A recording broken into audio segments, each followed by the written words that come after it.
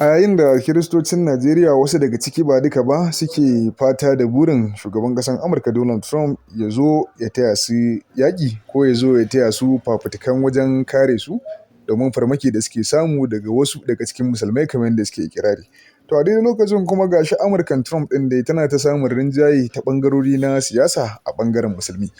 Wannan ɗaya daga cikin wani wanda shi ma ya samu nasara ne bayan samun nasarar Hamdani.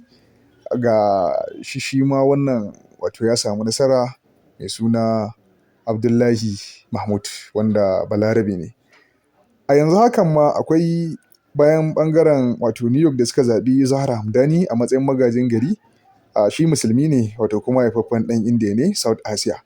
A ɓangaren Minneapolis kuma akwai Ilhan Umar, ita ma ta sake lashe kujerarta na majalisar wakilai, ita ma musulma ce, wato 'yar Amurka amma 'yar asalin Somalia. A ɓangaren Michigan kuma ga shi kuma Abdullahi Mahmud, wanda shi ma ya samu nasarar lashe kujerar magajin gari, musulmi ne shi ma, wato ya ƙara samun goyon baya ƙwarai da gaske, wanda Balarabe ne. A wasu jihohi kamar Minnesota da Michigan da New Jersey, su ma akwai wasu musulmai wanda suka taso, su ma a yanzu haka ana sa rai za su lashe kujerunsu. Akwai Muhammad Khairullah, shi ma wato musulmi ne ɗan asalin ƙasar Syria. Sannan akwai Shama Haidar, wato 'yar majalisa ce ita ma ta dokokin jihar New Jersey ta General Assembly. Sannan akwai Ala Abdulaziz, memba ne shi ma na majalisar ƙaramar hukumar Peterson. Sannan akwai Shahin Khalid, shi ma wato wani tsohon memba ne, wanda shi ma yanzu ya fito ana gwagwarmaya da shi ta ɓangaren siyasa, wanda a yanzu hakan nan shi ma yana da rinjaye. Kamar akwai su Sanata Umar Fatah, akwai kuma Hodan Hassan, ita ma 'yar majalisa ce ta jiha.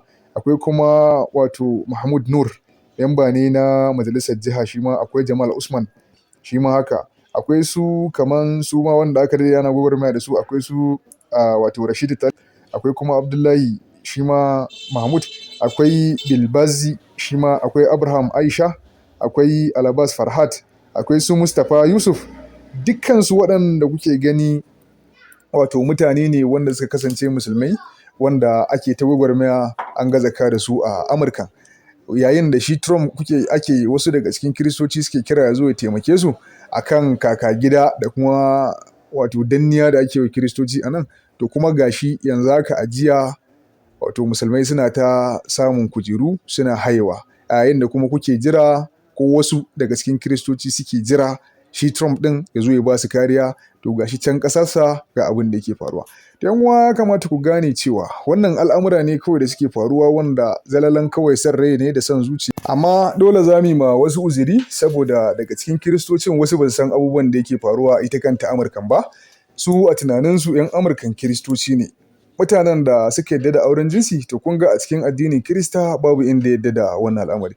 To don haka ba wani taimako da za su ba ku, illa kawai manufa da hadafinsu ita ƙasar ne Najeriya su kwashe arziki da Allah subhanahu wataala ya hure mata, su yi abin da za su yi su wuce, su bar ku da maganar rikicin addini. Tambaya nan shine, menene yasa musulmai suke lashe zaɓe a ita kanta Amurkan da shi shugaban ƙasar Amurka Donald Trump yake mulka a halin yanzu? Ya bar musulmansa na can, kuma zai zo nan ya yi ƙoƙari ya zama da cewa kuma ya ƙalubalance su akan abin da ya kira wanda ana fifita musulmai akan Kirista, ko kuma ana danniya wa Kirista. Da yan uwa, ya kamata ku ba mu akan ku wannan amsa. Idan har wato mutum ya ce zai baka riga, kyautar riga, ka fara duba ta jikin shi. Wai idan kura tana maganin zawo, ta yi wa kanta. To ya fara dakushe waɗanda suke can kafin ya zama da cewa an zo nan. Idan har 'yan ta'adda ake shiri ko ake ƙoƙarin yaƙa, mu muna murna da maraba da haka. To amma wace manufa ce a ƙarƙashin wannan kirari nashi? Ku faɗa mana ra'ayinku a comment section, kada ku manta kuma da share, like da comment. Wannan rahoto yana zuwa daga Hausa Global News. Allah ya ba mu alheri.